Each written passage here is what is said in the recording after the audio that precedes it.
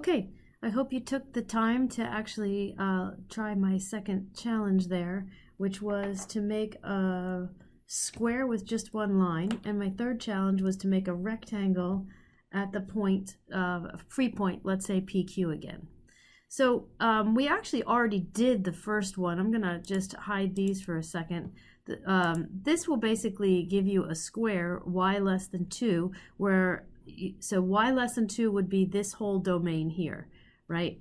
If we just typed in y less than 2, you're going to get everything from the line y equals 2 down. When you control the domain here, you're controlling what x can be. So if you control the domain 0 less than or equal to x less than or equal to 2, oops, you can see that you're just constricting the domain here, right? Now if I close these brackets and I add the other brackets, I'm gonna try to control the range, which means that we only want to have the y in between y equals 0 and y equals 2. So that's going to be 0 less than or equal to y less than or equal to 2.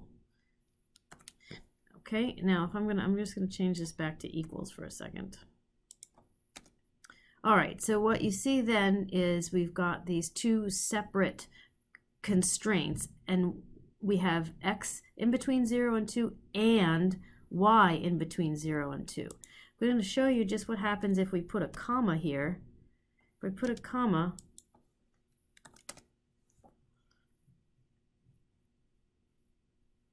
okay, looks like you can do the same thing here. That's not what I expected to have happen. Interesting. All right, so we could also change this to x equals 2.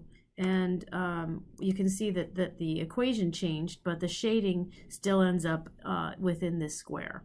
So now what we can do is, the second challenge I said is make it a plain old rectangle. So what we can do, let's just hide this one for a second. We can just go with this one.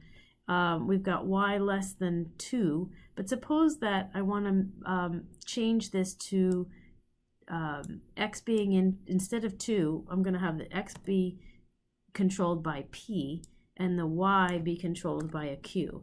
And notice it says add sliders p and q.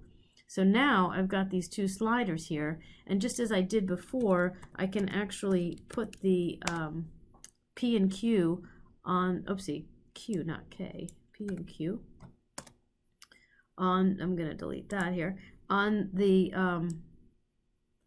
board here. So now, what happened here? So we've got this point P and Q, which is free, which is cool, and it looks like the x is okay, but the y is too high. Well, what's happening here is that this is still being constrained by the 2. So if I change this to a Q, now we have exactly what we wanted, which is a free point controlling the rectangle of dimensions P, Q.